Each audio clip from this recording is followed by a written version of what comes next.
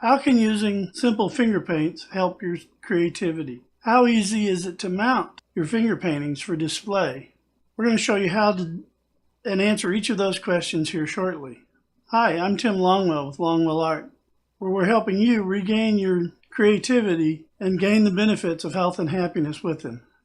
What we're going to talk about today is finger painting. How can finger painting help your creativity?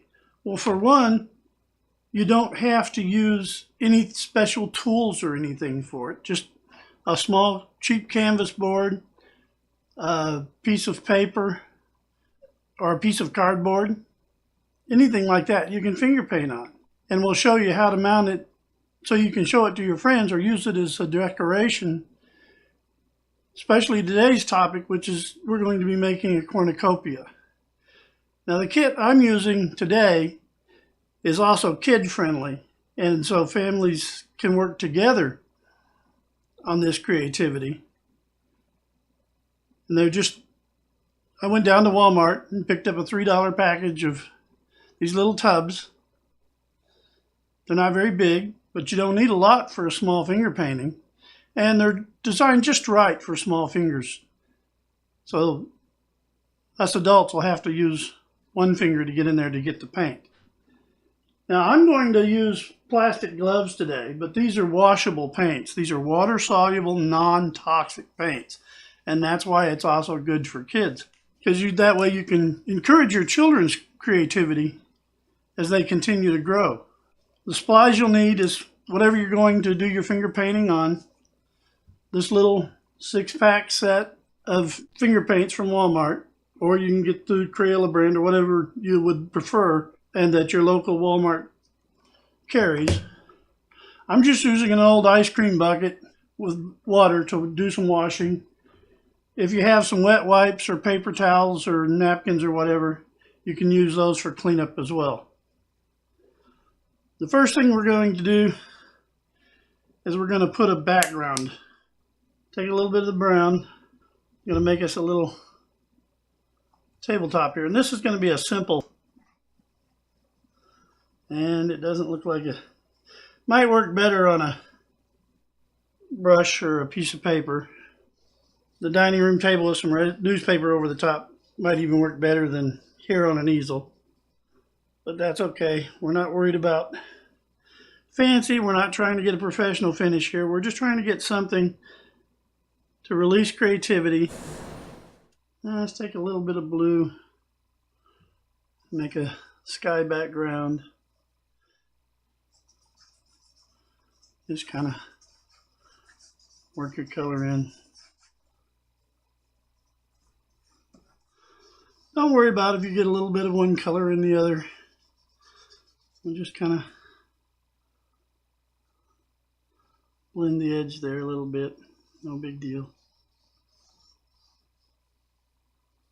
Won't hurt anything. Just use your water. Wash it off. Then we're going to use some yellow. We're kind of drawing our cornucopia, and it's okay if it mixes a little bit. Bring it right down onto our table where it's resting. Now while that's still fairly wet, I'm going to go ahead and add a little brown to it, get it all mixed together.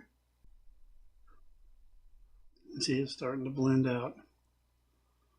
Make a nice little color there for us.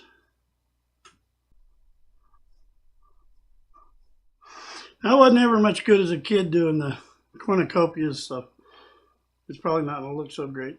But we're not worried about how it looks so much as we are doing some expressive, maybe some simple decorating around the house and what have you.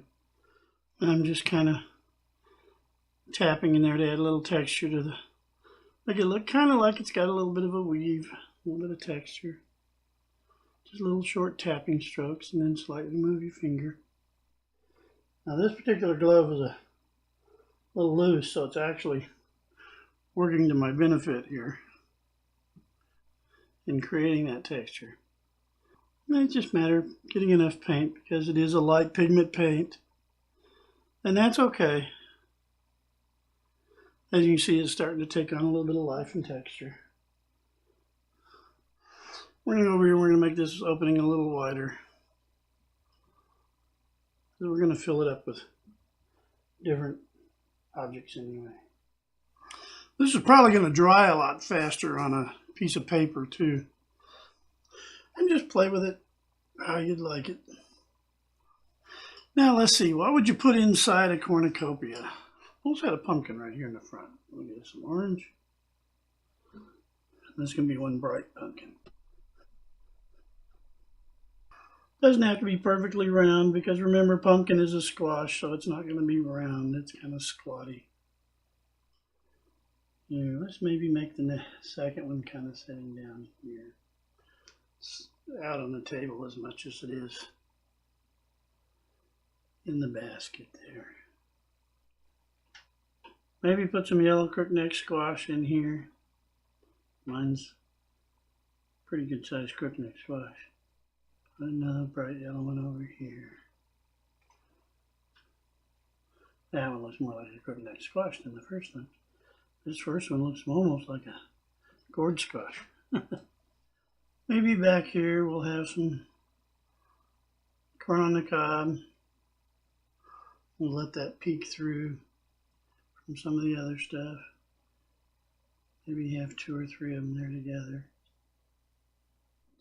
Dim a brown on our pumpkin. Put just some bunches of grapes here.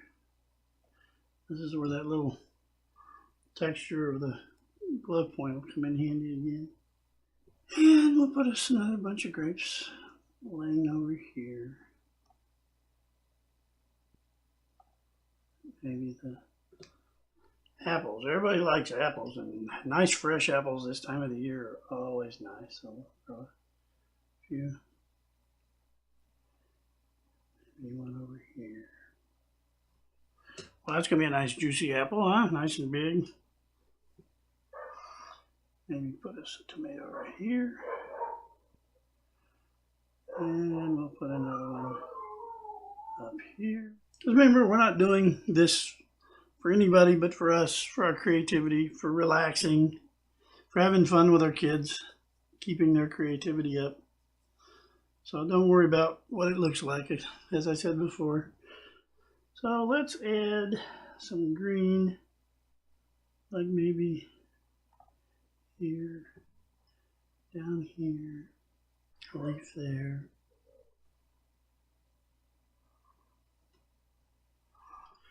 Gotta make an olive green. I think zucchini would have just a little more blue in it though. Maybe another one here. Try to make that a leaf of some sort if it cooperates. Maybe we'll put a big old butternut squash in here. And there we have a simple cornucopia that you created all by yourself. And we'll let that dry. We'll come back to it and I'll show you how to put in a simple store-bought Walmart type 8x10 picture frame to where you can display it in your home, maybe on your table with your other table decorations and what have you. And our painting is dry and ready for framing. Now what I'm going to use today for framing is just a little 8x10 photo frame that we had here at the house. You can use this too. This particular one has little slides in and out the back. Some of them have little tabs and you'll do it just slightly different, but the principles are the same. Slide out your back. Take out your cardboard. Take out the glass. And the kids will want mom and dad to do this for them so that there's less chance of getting cut. Be sure and pry these corners up if you're using this type of frame, so it'll make it easier to get the painting in without scratching your painting surface on this little bar right here at the bottom. Stick your painting in. Stick your cardboard back in. Put your backing back on it. And you now have a framed painting for your October decorating. You can use the little hang tab that comes on the back of them, or if it has a little flip stand, you can stand it on a table or wherever. I want to do a special shout out to a family that's been watching, and I've been getting nice, friendly feedback from them, and I'd like to recognize them in the video for watching. And that's the Hemsath family, Owen and Teresa, and their children, the two boys, James and Ben, and their daughter, Scotty. Thank you very much for watching, and I appreciate that you enjoy the material. James and Ben and Scotty, if you have something you would like me to finger paint to show you how, so that you can paint along and learn how to do that particular idea, have Mom and Dad post a comment in the comment section letting me know, and I'll make that video for you. Thank you for watching Create for Contentment.